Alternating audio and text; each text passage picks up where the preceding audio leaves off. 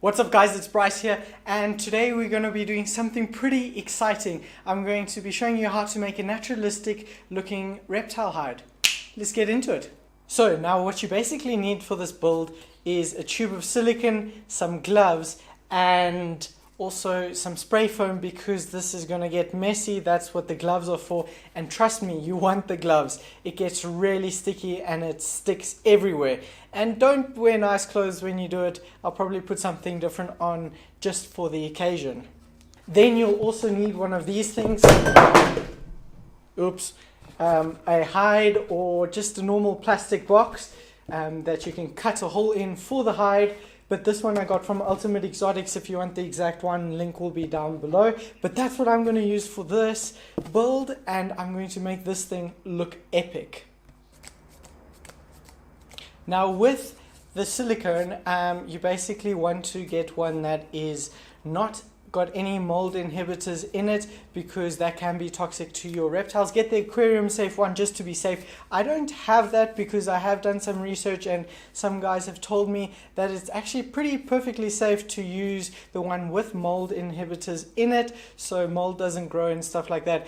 But then you need to let it dry for a long time. When I mean a long time, it's not just like 1, 2, 3 days. You can leave it to dry for a month before introducing it into your reptile's enclosure. So if you want to wait less time, get the aquarium safe one, but I would still also wait the same amount of time because it's got the fumes, and the fumes really stink, and yeah, that stuff's bad.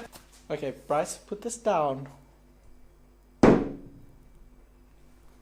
You'll also need a mix of your favorite substrates. I've used cocoa fiber, cocoa husk, and organic potting soil in this mix. You can add some sphagnum moss and different types of substrates if you like that, and you can basically use any substrate. If you're going to make a desert hide, you can do something like sand.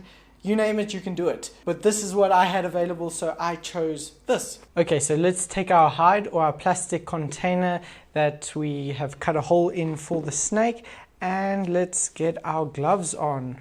These are some of the trickiest things to get on. And trust me, you're gonna really need these gloves.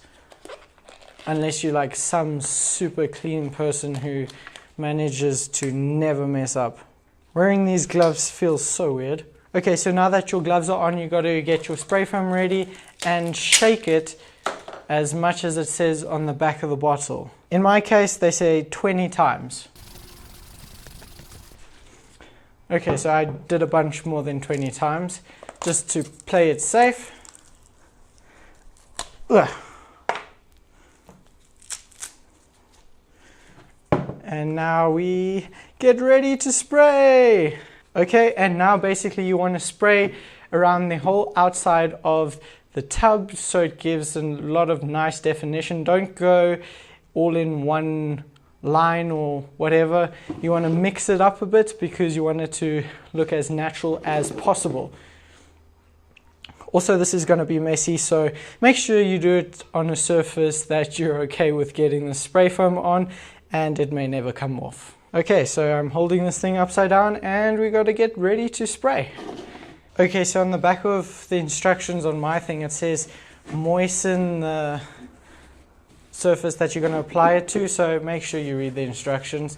I'm just taking a damp paper towel and rubbing the surface, giving it a nice clean too, I guess.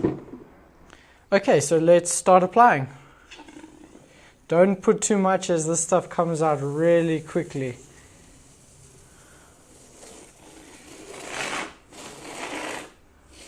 I am pretty sure I should have sanded the surface like I had originally thought. Scrap this bit of foam and let's come back and sand. You know what, I knew I should have started by sanding it.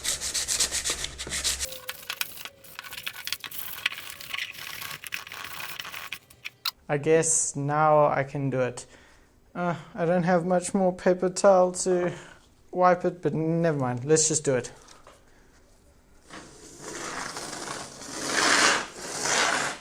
Remember, this stuff expands like so much. 50% times of the amount you put on it. So it's going to expand a lot. I'm kind of just patting it down so it doesn't like fall all over. The sides seem like they're definitely going to fall off. Okay, so let's find the entrance and turn this around. Ooh, I got to watch out. There's a tear in my glove. Don't want to get any sticky stuff in there.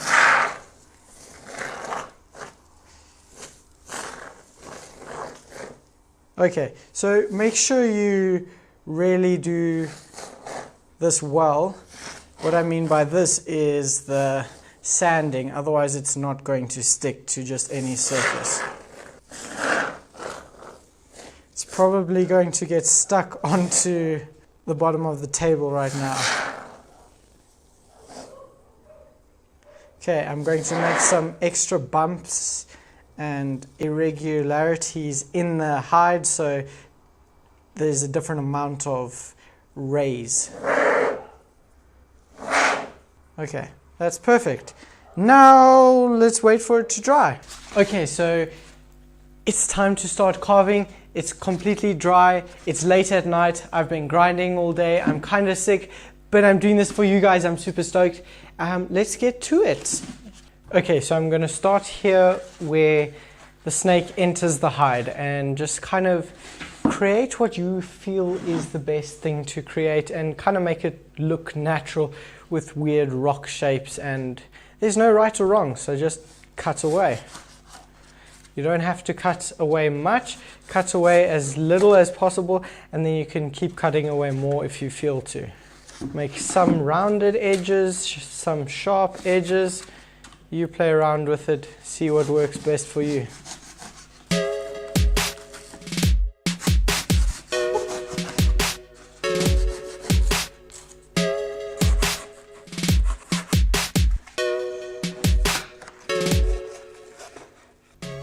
And there we go, it's finally done. I'm super excited about it.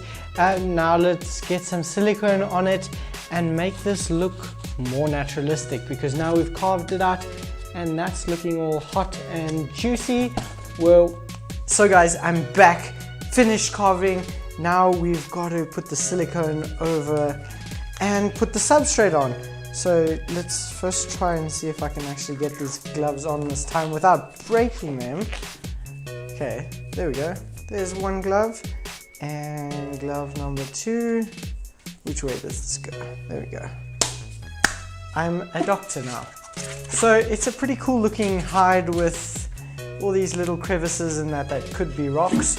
Could be, but aren't. So guys, I got my mold inhibitor silicone here, which is perfectly safe to use if you leave it to dry, like the proper amount of time and get rid of all the fumes. So I'm going to let that happen for about a month and a half or so. But yeah, let's get this show on the road, and let me get the silicone out. I first have to cut off the little seal here. And there we go, just like that. That's what happens when you have a nice sharp Leatherman for a change. So now basically you want to put a whole lot of silicone on, and you don't want to be shy with this stuff. You want to put a nice decent thick layer of silicone on, because it needs to go in all those cracks and crevices to give it the proper effect to make this hide look really cool. So don't be shy. And the gloves, they're for smearing, you'll see that now. So if you have any itches, scratch your head beforehand. I'm going to do this whole section here. Woo! And there goes all my money in that silicone. The prices just went up quite drastically for silicone, so yeah, you should wear a mask or something, or like do this outside, because this is really stinky.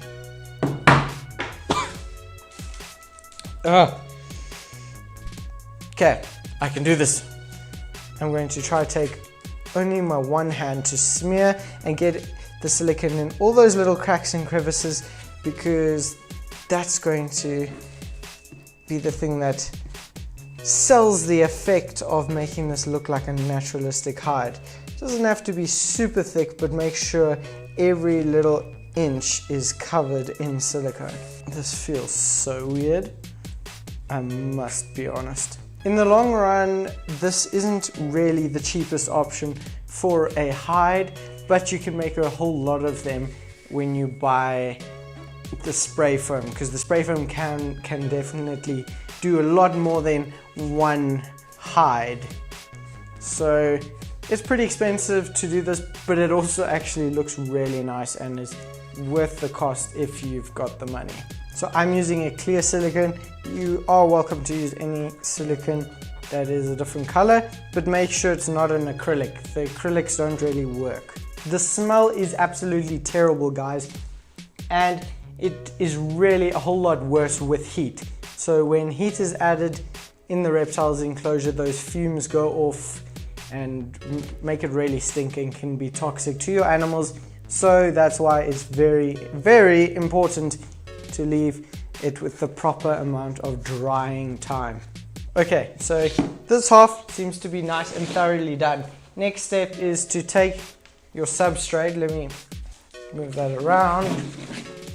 Oh gosh. Take your substrate and basically pack it on. Put a lot of substrate on, don't be shy with that either.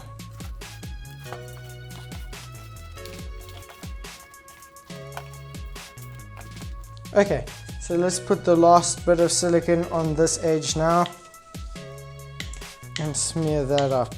I feel like half the silicone is going on my fingers instead of in the cracks and crevices.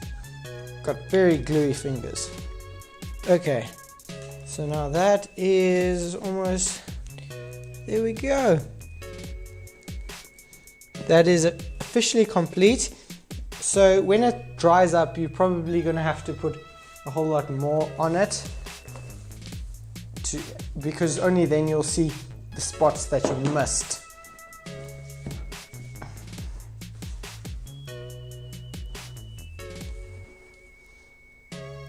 Okay, I kind of got to get something to scrape all the silicone off my fingers because I don't want to waste it. Okay, that's a whole lot of silicone that I just got off my fingers, and now I can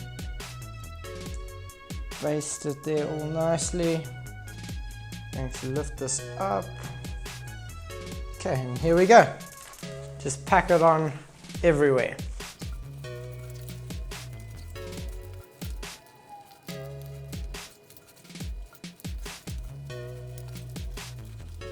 Okay, so keep packing it on. This hide is going to look excellent when you're complete with it. Try and make sure everything is covered, like that's the most important part of this to make it look good. Every little bit has got to be covered with some silicone and the other stuff.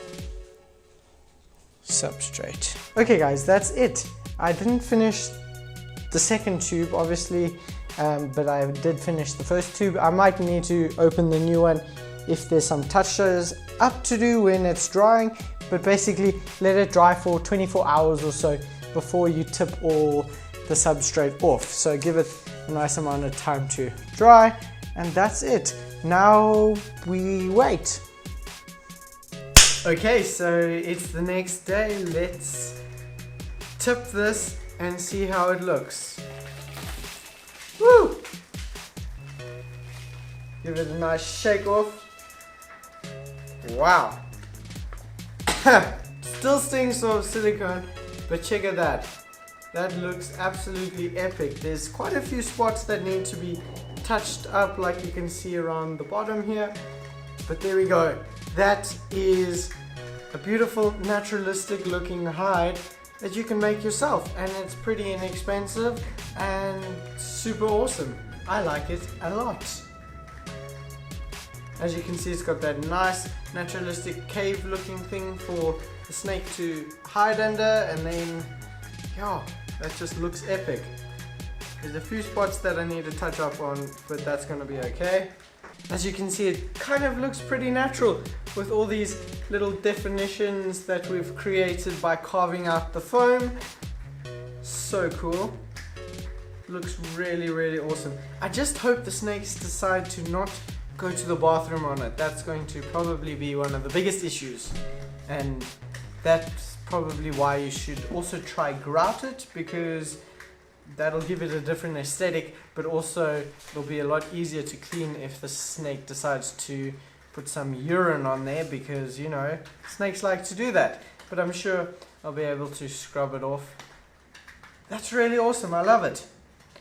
Anyway, that's it for this video, guys. Hope you enjoyed it. If you want to help keep the lights on, support me on Patreon down below. And yeah, remember to go out and learn, explore, inspire. Cheers, guys. Poof, live it.